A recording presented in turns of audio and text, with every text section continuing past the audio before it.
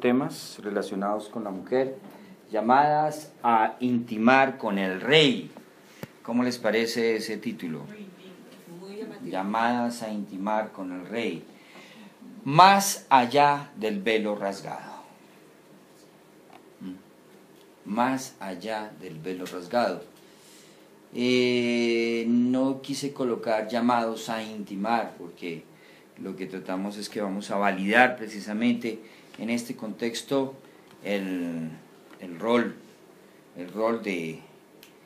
la identidad del ser mujer.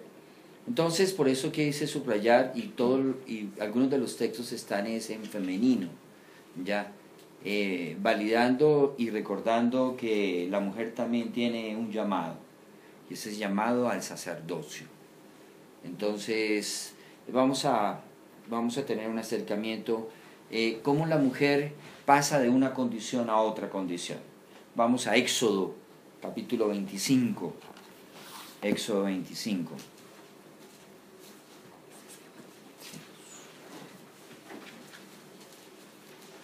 Éxodo 25.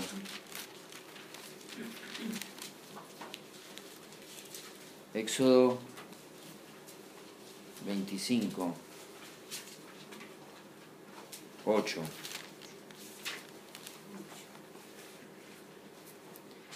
Dice el Señor a su pueblo: y harán un santuario para mí, y habitaré en medio de ellos.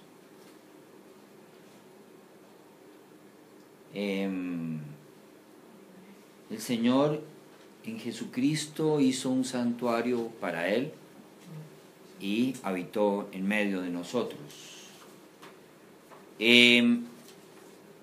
Lo que dice en el Antiguo Testamento, ellos hicieron el santuario, recuerdan tanto la tienda, el tabernáculo como el templo del rey Salomón, que Dios dio las instrucciones. Ellos hicieron un santuario para Él, y Él habitaba en medio de ellos. Entonces, creo que hoy en día no es así ya. Hoy pasamos de esa condición de Éxodo 25:8 a 1 Corintios 3:16. Vamos a 1 Corintios 3:16. Dice así, diferente: ¿no sabéis que sois templos de Dios? Miren que ya no es el santuario de Dios, sino somos nosotros el santuario de Dios. Nosotros somos el templo de Dios. Yo soy el templo de Dios. Tú eres el templo de Dios.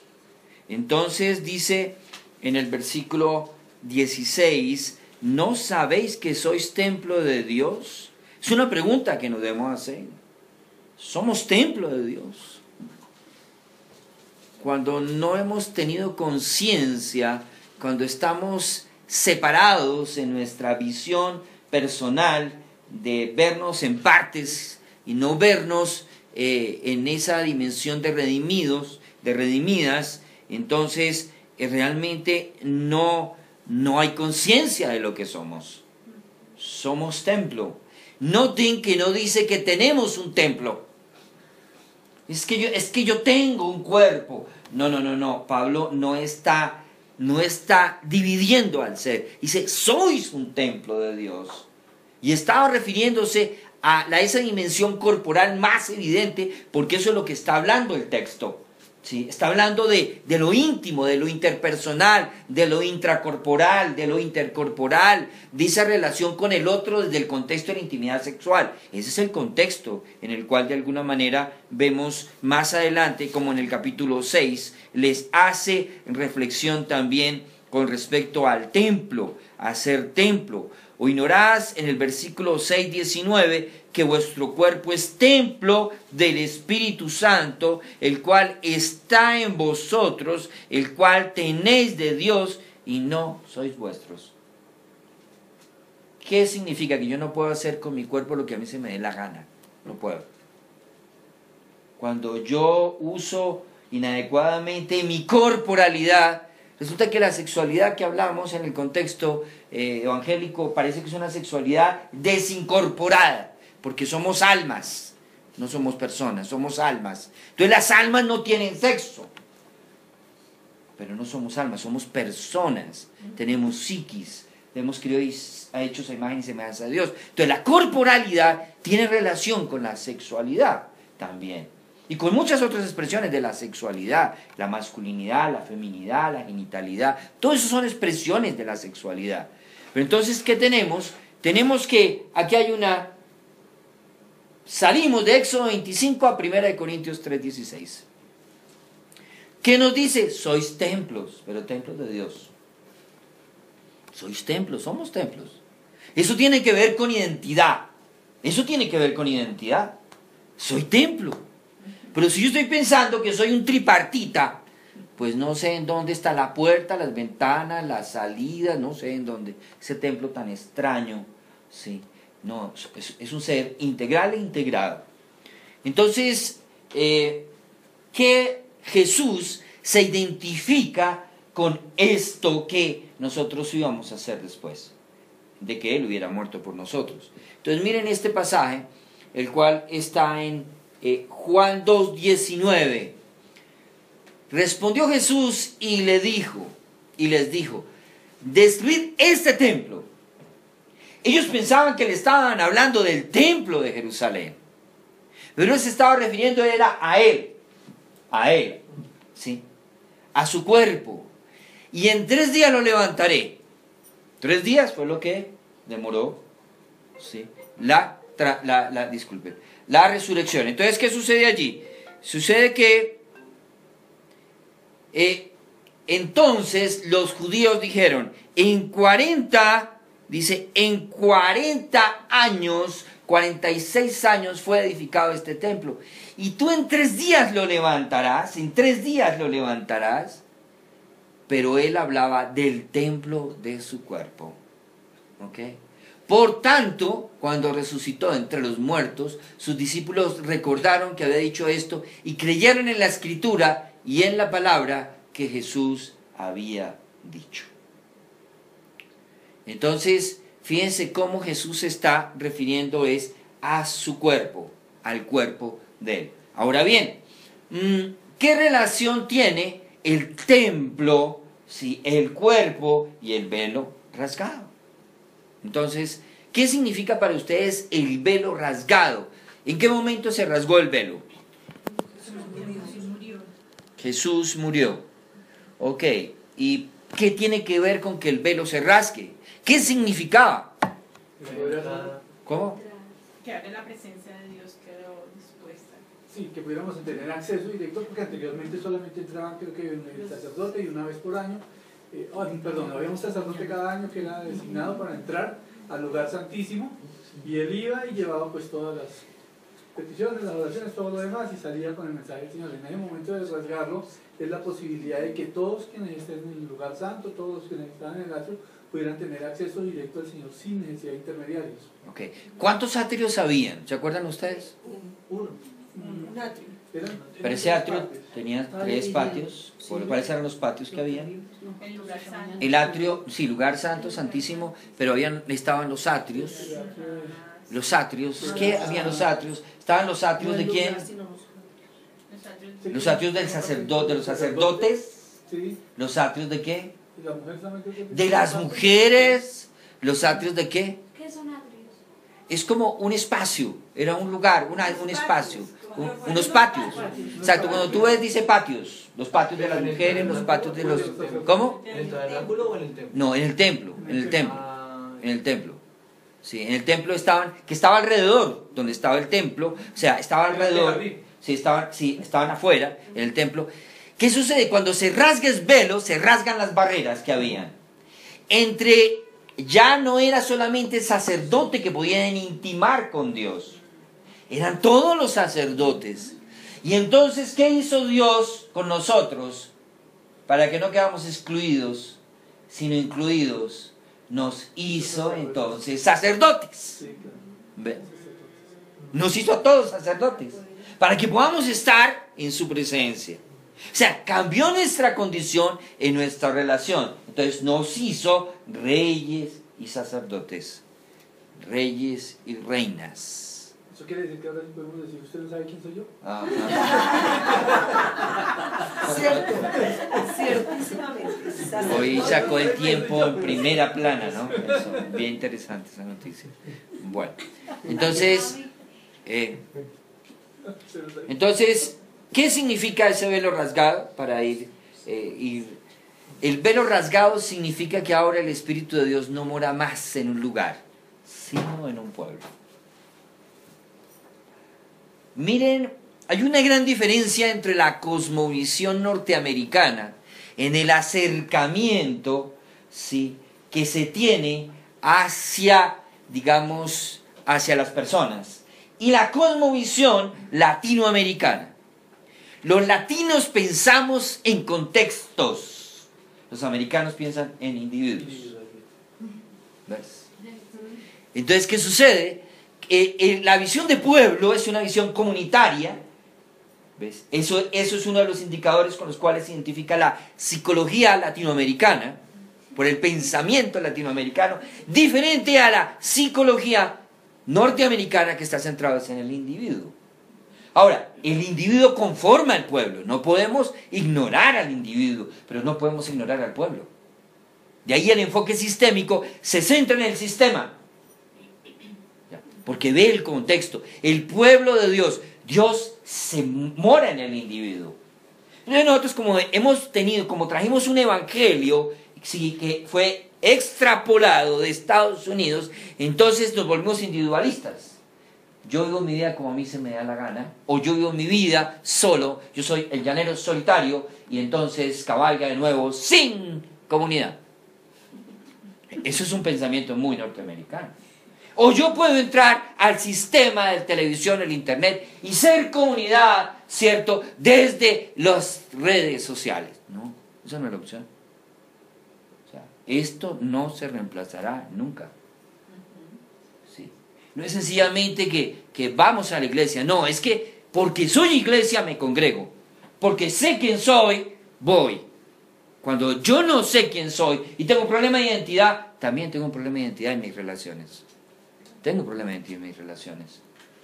Entonces, ¿con quién me relaciono? También tiene que ver con identidad, así como soy templo tiene que ver con identidad. Entonces, el velo rasgado significa que las barreras, ¿sí?, del sacerdote ya no era solamente el sacerdote, el que una vez al año podía entrar, sino somos sacerdotes. ¿Quiénes más pueden entrar a su presencia? El patio de las mujeres, se rompió la barrera. Ya no hay patio para mujeres. Pero parece que en algunas de nuestros referentes de la teología evangélica hay un patio para las mujeres todavía, hay un patio para ellas. Y el patio de los gentiles ya no hay barreras para los gentiles. Nosotros todos somos gentiles. Ya no hay barreras para nosotros, vamos a acceder. Pero entonces tampoco hay barrera entre el hombre y la mujer. Entonces, que el hombre asuma un rol en un momento dado es un tema funcional, como hemos hablado. En ninguna parte de la Escritura dice que el hombre asume autoridad de la mujer por ser hombre. No dice eso. Es una asignación dada por Dios. No es un tema ontológico, no es un tema del ser hombre. No, el único que en sí mismo, y lo hemos dicho muchas veces, hay autoridades en Dios y no en nadie más, ya que Él quiera delegarla. O sea que esto es un tema de asignación, es un tema de rol, es un tema de función. No más. No más.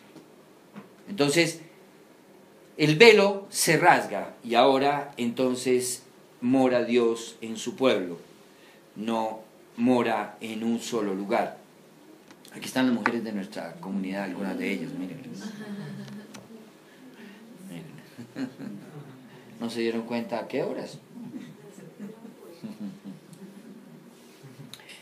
Significa también que no hay distanciamiento de un Dios santo, que podemos acceder a su santidad sin daño de sí mismo. ¿Qué significa esto?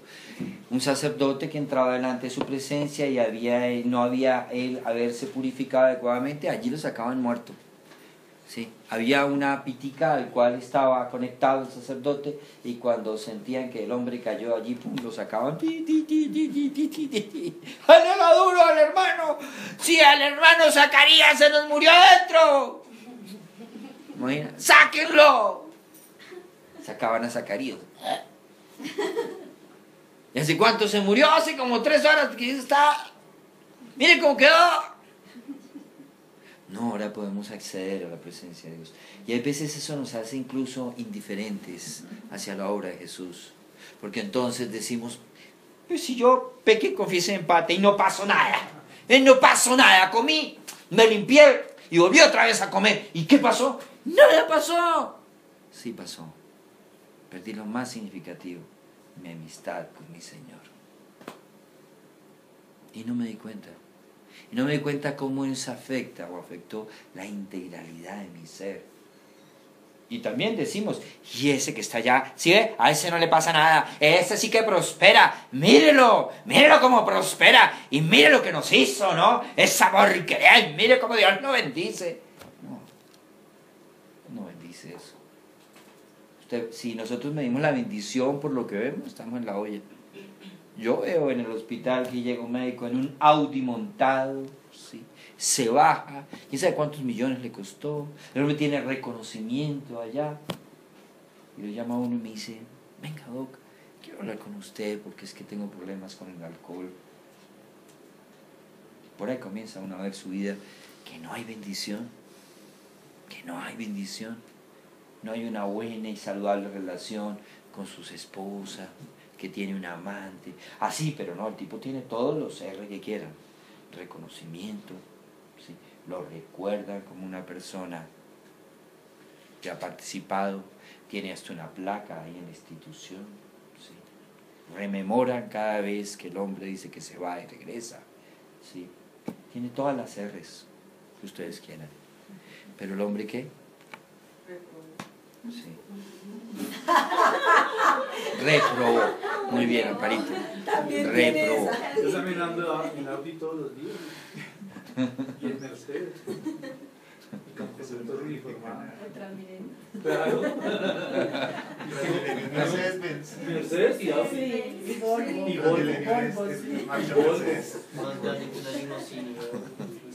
Tengo paso exclusivo. Entonces, vamos a 1 de Pedro 2:15.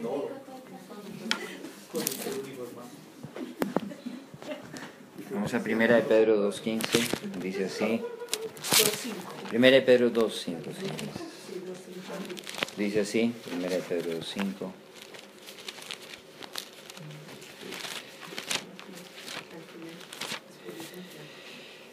Vosotros, vamos a contextualizarlo en este día, vosotras, también como piedras vivas, sed edificadas como casa espiritual, sacerdocio santo, para ofrecer sacrificios espirituales aceptables a Dios por medio de Jesucristo. Por lo cual también contiene la Escritura, he aquí pongo en Sión la principal piedra de ángulo escogida, preciosa, y el que creyere en ella no será avergonzado. Para vosotras, pues, las que creéis, Él es precioso. Qué lindo eso para las mujeres, ¿no? Dice, para vosotras, pues, las que creéis, Él es precioso. Cuando una mujer descubre que su Jesús es su precioso, no anda por ahí buscando otros preciosos, sino ya sabe quién es el precioso, entonces establece el estándar de calidad ISO siglo XXI, y entonces cualquier por ahí gallinazo que se acerca lo mete en la norma de calidad y dice, este sí es o este no es. Pero cuando no tiene un referente de calidad, entonces todos son preciosos, son unos papacitos lindos. Y seguro hay muchos papacitos detrás de una niña, sí, cuando ella no ha tenido un papá o no ha tenido al precioso como su precioso. Entonces estará buscando el príncipe azul en una cantidad de sapos. Sí.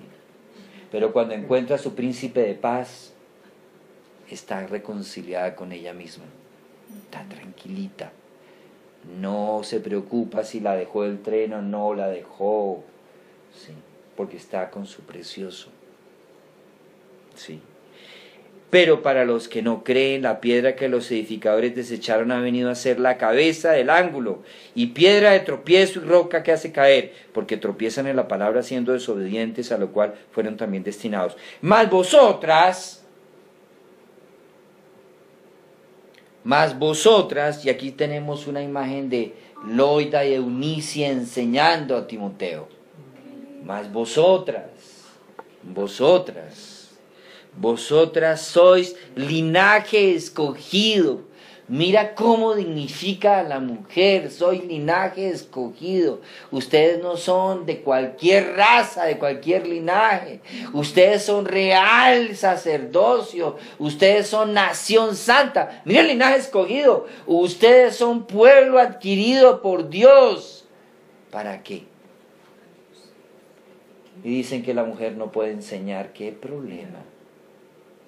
Para que anuncien las virtudes de aquel que os llamó. Pero no, la mujer no puede enseñar. Ese versículo hay que arrancarlo de la palabra. No le pongan cuidado a ese versículo. Sí, no vayan a hacer eso. No vayan a anunciar, sí, las virtudes de aquel que os llamó. Como decía un pastor, es que eso es evangelización. Un momentico, anunciar se hace de 1001 formas. Sí, anuncio las virtudes de aquel que me llamó de las tinieblas a la luz, y a la luz admirable. O sea que la mujer ha sido llamada, el llamado supremo, sí, a anunciar las virtudes de aquel que os llamó. Miren, vosotras que en otro tiempo no eran pueblo, pero ahora son pueblo de Dios, que en otro tiempo no habían alcanzado misericordia, pero ahora habéis alcanzado misericordia. Mire la condición de la mujer como es resignificada en el contexto del reino de Dios y su justicia, del reino de Dios y su justicia. Entonces, conclusión. Miren esta imagen. Ellas también pueden ser sacerdotes.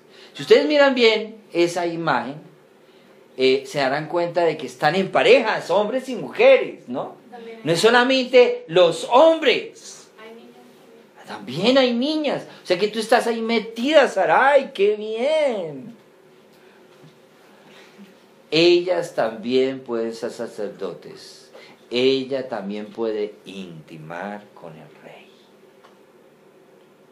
Miren cómo el Señor resignificó la posición y la condición de la mujer. Están compartiendo un día de reunión de la cena y las mujeres también están ahí. ¿Sí? Él dijo también esto a las mujeres: harán esto en memoria de mí. Eso también se lo dijo a las mujeres. O sea que no nos sigamos comiendo el cuento, por favor. La mujer no tiene por qué seguir estando callada. También puede intimar con el rey y ellas también pueden ser sacerdotes. Hablando con un pastor me decía, es que en la casa el hombre es el sacerdote. Yo le dije, ¿y cuál es el problema? ¿Usted quiere que haya, o sea, entre más sacerdotes haya en una casa, pues mejor? ¿O no? Si uno hace tanto bien, pues ¿por qué no 2? O 3 o 4, porque es que cuando hay una familia de creyentes, todos son sacerdotes. Qué significativo es tener su familia que diga, mi familia es una familia de reyes y sacerdotes. No, yo soy el sacerdote en mi casa. No, qué bueno decir, somos reyes y sacerdotes en mi casa. Somos 5, somos 10, ¿sí? Así como los 5 hijos que va a tener Andreita y Diego. 5. Mire, Andreita amén, ¿no? Claro, como él no es el que los va a parir, entonces. No hay problema. Andreita sí, no. Un momento, es que aquí la que carga la mayor carga soy yo, ¿no? Sí. Bueno, vamos a terminar con una palabra de oración. Señor, gracias por tu palabra.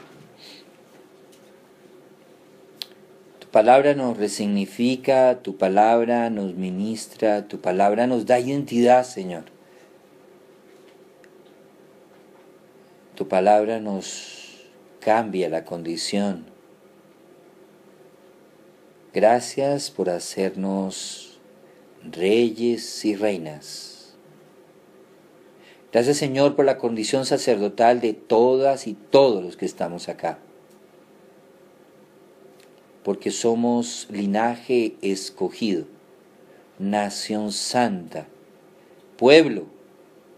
Qué hermoso saber que tú pensaste no tan solo en individuos, sino en pueblos, Señor, en comunidad, Señor. Gracias por esa afirmación de ese pensar latinoamericano, Señor.